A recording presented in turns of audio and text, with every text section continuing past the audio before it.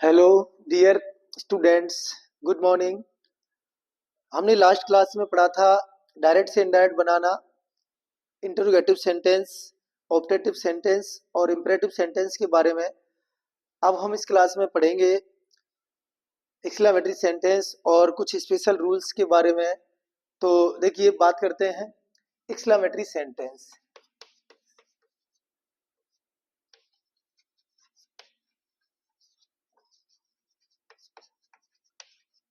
तो ऐसे वाक्य जिनमें दुख, खुशी, आश्चर्य का भाव प्रकट किया जाता है उनको हम एक्सक्लेमेटरी सेंटेंस यानी विस्मय आदि बोधक वाक्य कहते हैं। ऐसे वाक्यों में दुख, खुशी, आश्चर्य का भाव प्रकट किया जाता है। ये वाक्य ज्यादातर अलास, हुर्रे, ब्रवो, बोटे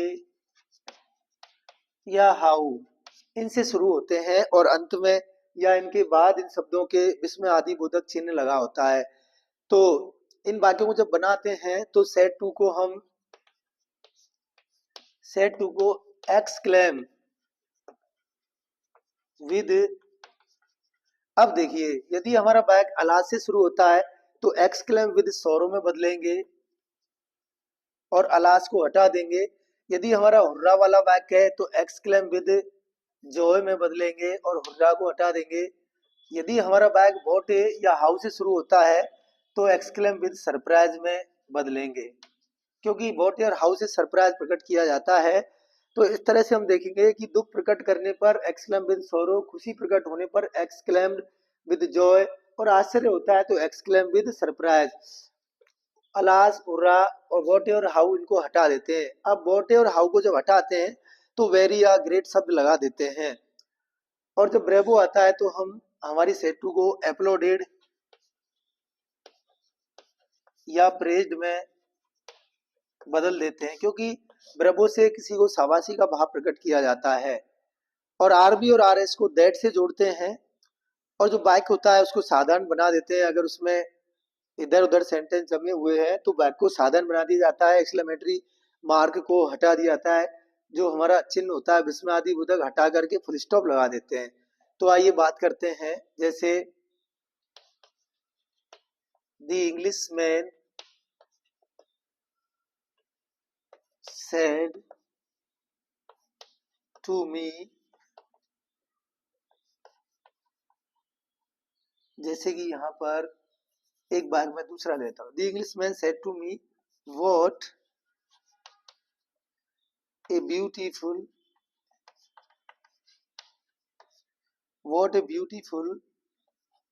विलेज इज दिस।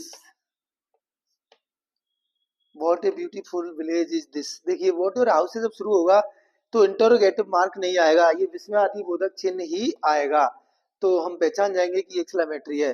तो यहाँ देखिए, व्हाट से शुरू हुआ है तो सेट टू को एक्सक्लेम विद सरप्राइज में बदलेंगे और बाय को साधन बनाएंगे। व्हाट को हटा दिया जाता है और इसके स्थान पर वेरी लगा दिया जाता है। तो देखिए कैसे, दी इंग्लिश मैन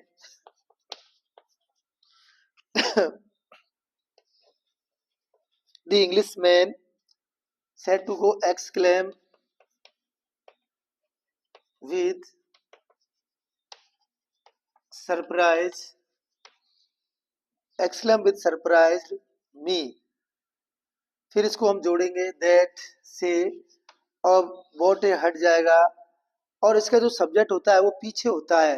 देखिए, कभी कभी क्या होता है, जब निकटता का भाव होता है तो दिस को, दीज को, हियर को, टुडे को, इनको हम बदलते नहीं है। तो यहाँ पर दिस का थोड़ा सा निकटता का भाव इसलिए नहीं बदलेंगे और यही सब्जेक्ट है तो यहाँ दिस को लेंगे। दिस इज को वाज, दिस वाज,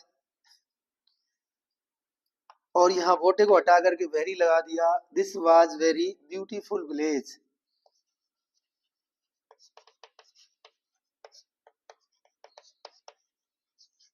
अगर हम मान के चलिए दिस को बदल भी दें तो दिस को हम दैट में बदलेंगे, तो that was very beautiful village. तो जब ऐसा होता है तो देखिए, बोटे को हटा दिया जाता है, उसकी जगह ब्यूटीफुल से पहले हमने वेरी लगा दिया, वेरी ब्यूटीफुल विलेज। ये इसका सब्जेक्ट था, इसलिए जिसको हमने दैट में यहाँ लिया है और इसको बाद में बदल दिया। तो the English man exclaim with surprise me that,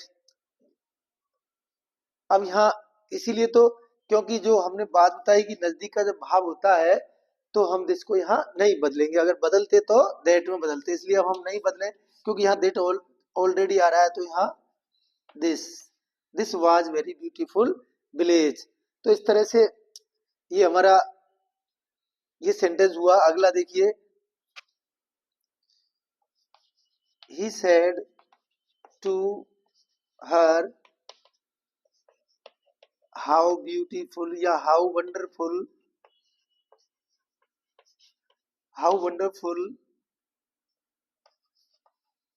your language is. अब देखिए किसी ने आश्चर्य किया कि how wonderful your language is, आपकी भाषा बड़ी अद्भुत है, आश्चर्यजनक कितनी आश्चर्यजनक भाषा है आपकी, इस तरह से बोला उसने। तो जब इसको बनाएंगे तो सेड टू, तो ही एक्सक्लेम विद, वही सरप्राइज हर, दैट से जोड़ेंगे। अब यहाँ देखो योर लैंग्वेज सब्जेक्ट है, योर लैंग्वेज, तो यहाँ योर को बदलेंगे हर के अनुसार, तो हर योर की जगह हर आ जाएगा, हर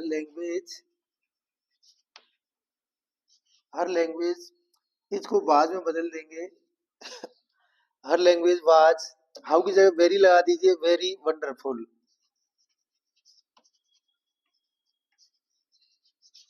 और इस तरह से फुल स्टॉप लगा करके बना सकते हैं।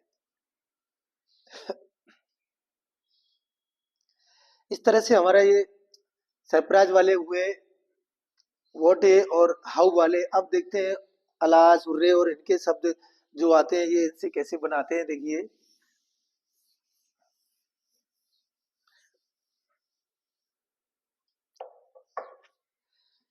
तो यहाँ देखिए जैसे कि the boys said to the man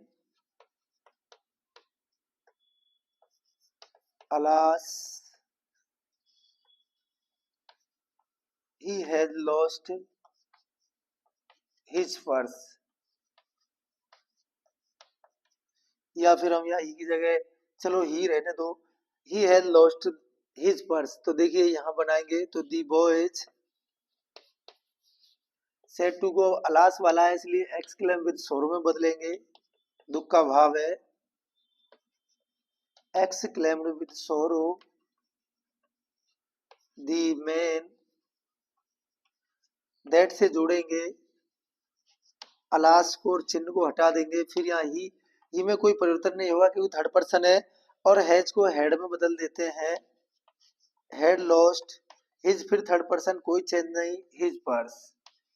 इसीलिए सोच रहा था कि इसमें दूसरा प्रोनाउन लगा दूं, लेकिन जब थर्ड पर्सन आ गया तो ही और हिज थर्ड पर्सन में नो चेंज, कोई परिवर्तन नहीं करते, टेंस बदल दिया। तो हमने देखिए दैट से जोड़ा, दैट से जोड़ दिया, अलास को हटा दिया, इस मार्क को हटा दिया, ही थर्ड पर्सन इसलिए कोई परिवर्तन नहीं किया, हैज को हेड में बदल दिया, हिज को भी नहीं चेंज किया क्योंकि थर्ड पर्सन है। तो इस तरह ये अलास वाला हुआ, ऐसे ही उर्रे वाला है। और ब्रेवो वाला देखते हैं, दी captain said the players bravo you have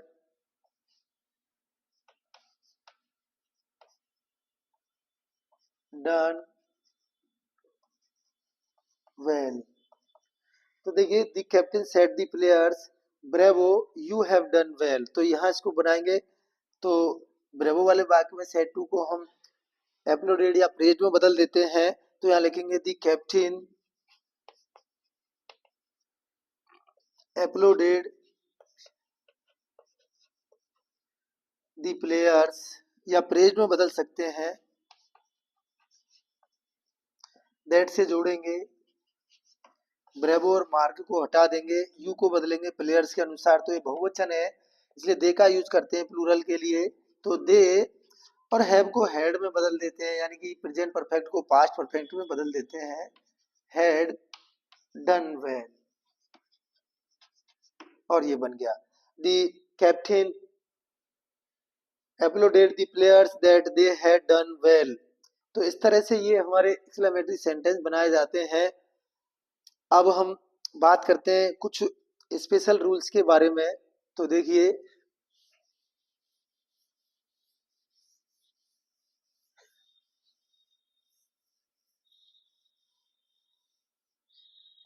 कुछ सेंटेंस ऐसे होते हैं जिन सेंटेंस के अंदर ऑब्जेक्ट नहीं दिया होता है, और उस वाक्य में किसी व्यक्ति को संबोधित करके कहा जाता है, जैसे कि किसी का नाम ले लिया, बॉय, गर्ल, डॉटर, सन, फादर, डैड, मॉम, ऐसे कुछ शब्द कह के उसमें कहा जाता है और ऑब्जेक्ट नहीं होता है। तो उन शब्दों को हम उस वाक्य में ऑब्जेक्ट बना देते हैं, और फिर उसके हिसाब से ही डायरेक्ट से इनडायरेक्ट बना दिया जाता है। जैसे मान के चलिए एक एग्जांपल दूं कि my father said, comma, Suresh, I have bought a watch for you. जैसे एक वाक्य है, यहाँ पर क्या है, ऑब्जेक्ट नहीं है लेकिन इसने संबोधन किया है, तो केस ऑफ मतलब संबोधन वाला जो वाक्य होता है जिसमें किसी को संबोधित किया गया हो कुछ कह करके, तो उसमें ऑब्जेक्ट नहीं होता, तो उसको ऑब्जेक्ट बना देते हैं। तो यहाँ हम जब इसको बनाएंगे तो देखिए कैसे कि माय फादर, अब हम इसको ऑब्जेक्ट बना देते हैं और ये साधारण वाक्य है, तो ये ऑब्जेक्ट बन जाएगा। तो माय फादर टोल्ड सुरेश, ये बन गया माय फादर टोल्ड सुरेश, और दैट से जोड़ देंगे साधारण वाक्य दैट, आई को बदलेंगे माय फादर के अनुसार, तो ये ही है, इसलिए ही लिखेंगे ही, और हैव को हैड में बदलेंगे, had bought a watch for.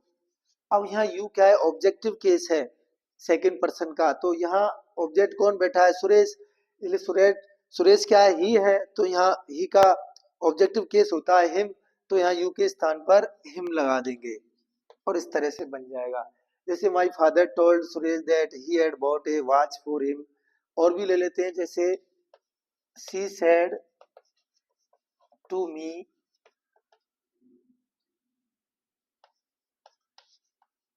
I love you,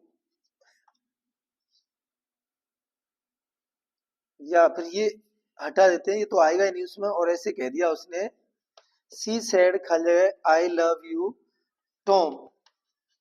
तो अब ये वाक्य एक साधारण है, तो यहाँ पर आई लव यू टॉम, तो यहाँ सी, अब फिर वो टॉम को यहाँ ऑब्जेक्ट बना देंगे, तो told, C told Tom that से जोड़ देंगे, फिर आई को बदलेंगे तो सी के अनुसार सी लिख देंगे, सी लव को लव्ड, और यू को फिर बदलेंगे तो टॉम में टॉम ही है तो हिम हो जाएगा, हिम, और टॉम हट के यहाँ आ ही गया, तो she told Tom that she loved him. तो इस तरह कहने का मतलब यह है, किसी को संबोधित किया गया हो तो वो संबोधित जिस शब्द से किया है उसे उस रिपोर्टिंग वर्ब का ऑब्जेक्ट बना दिया जाता है और उसी के अनुसार फिर वाक्य को बदल दिया जाए। दूसरा वाक्य देखते हैं कि यदि किसी वाक्य के अंदर देखिए वेल, ओके, वेल, ओके, किसी वाक्य में वेल, ओके या फिर यू नो ऐसे शब्द दिए हों, यू सी, अगर किसी रिपोर्टेड स्पीच में well okay you know you see ऐसे दिए हों तो इनको हटा दिया जाता है और इनडायरेक्ट स्पीच बना देते हैं, इनके बदले में कुछ भी नहीं लगाते। जैसे she said to me well you can go now. उसने कहा, उसने मुझसे कहा कि वेल अच्छा, यू कैन गो नाउ, अच्छा अब तुम जा सकते हो। तो हम वेल को हटा देंगे तो सी और टोल्ड मी दैट, और वेल को हटा देंगे और यू को बदलेंगे मी के अनुसार तो आई, और कैन को कुड में बदलेंगे कुड गो, और नाउ को देन में बदलते हैं।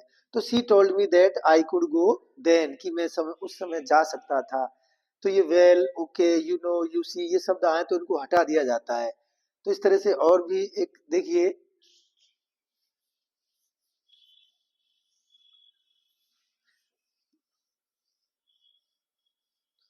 यदि किसी वाक्य में सर या मैडम दिया हो, सर या मैडम, तो ये सर या मैडम जो है ये सम्मान सूचक शब्द हैं। यदि ये दिए हों तो रिपोर्टेड स्पीच में सर या मैडम आए तो इनको हटा दिया जाता है, और इनके स्थान पर हम रिपोर्टिंग वर्ब के बाद में रेस्पेक्टफुली का यूज करते हैं। जैसे देखिए, he said to me sir may I come in, sir may I come in, तो he said to me sir may I come in, तो अगर हम इसको बनाएंगे तो ही, और ये क्वेश्चन वाला है इसलिए आस्क्ड मी, अब रेस्पेक्टफुली लगाएंगे और सर को हटा देंगे, he asked me respectfully,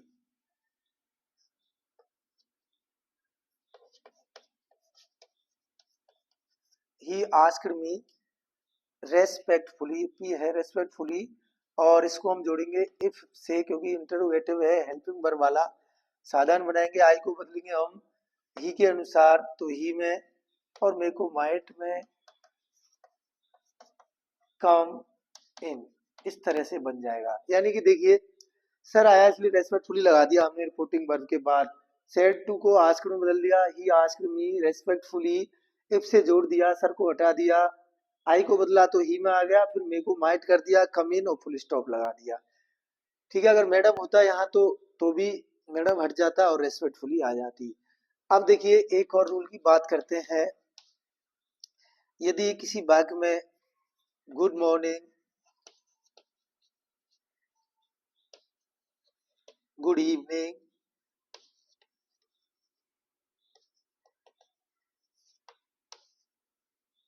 good night या गुड बाय ऐसे शब्द का यूज हुआ हो तो ये वेलकम वाले शब्द हैं, और दूर फेयरवेल वाले, वेलकम करने के मतलब good morning, good afternoon, good afternoon भी आ सकता है, गुड नून भी आ सकता है, गुड नून है, तो ये वेलकम करने वाले शब्द हैं। और गुड नाइट, गुड बाय, ये फेयरवेल वाले शब्द हैं। तो ये जब होते हैं तो हम सेड टू को और विश्ड में या बेड में बदल देते हैं। तो देखिए वैसे गुड मॉर्निंग और गुड नून आए तो गुड मॉर्निंग गुड नून आए तो ज्यादातर विश्व में बदली जाती है सेड टू। अगर गुड इवनिंग, गुड नाइट या गुड बाय आए तो हम बेड में बदलते हैं। वैसे विश्व में भी बदल सकते हैं बेड की जगह। तो जैसे कि दी स्टूडेंट्स सेड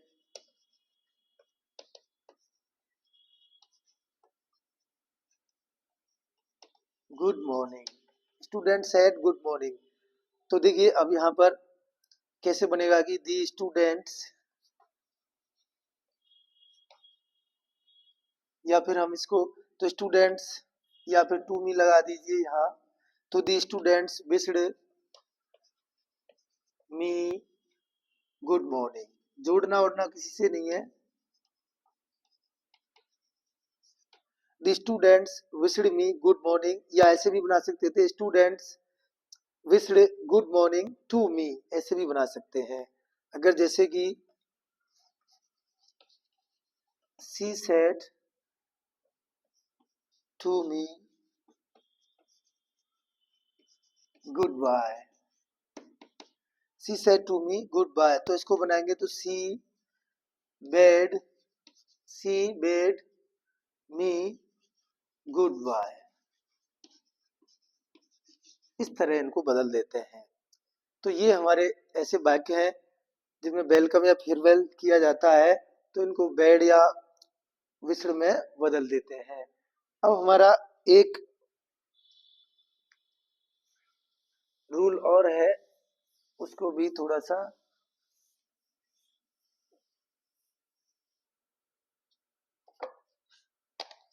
देखिए।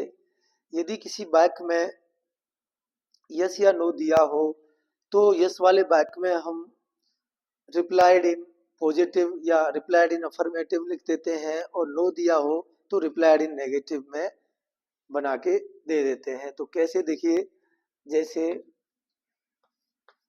She said to me will you come tomorrow,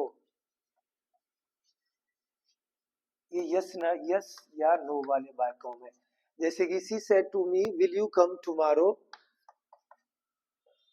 I said, and या एंड से जुड़ जाए, एंड आई सेड यस, ऐसी बात।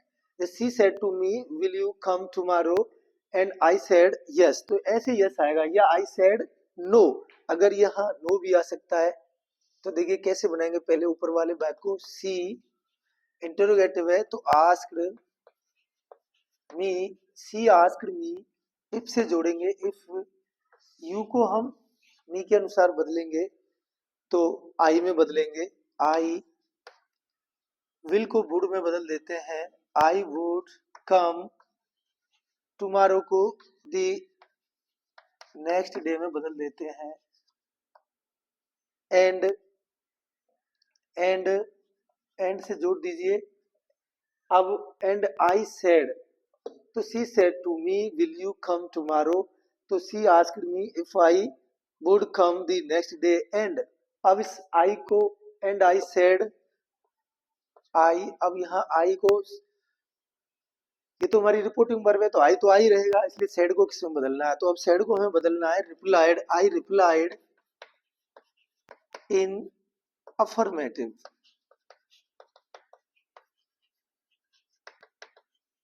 Affirmative, I replied in affirmative. अगर यहाँ होता यस नहीं होता, नो होता, तो हम यहाँ लिखते आई रिप्लाइड इन अफर्मेटिव की जगह नेगेटिव। तो इस तरह से ये हमारे इंडायरेक्ट स्पीच बनते हैं। तो यहाँ हमने इंडायरेक्ट स्पीच की क्लास फिनिश कर दी, सारे चैप्टर हो गए। अब हम आपको नेक्स्ट अगली क्लास में लेकर मिलेंगे, नेक्स्ट क्लास में अगले दिन। Thank you so much for watching class, bye.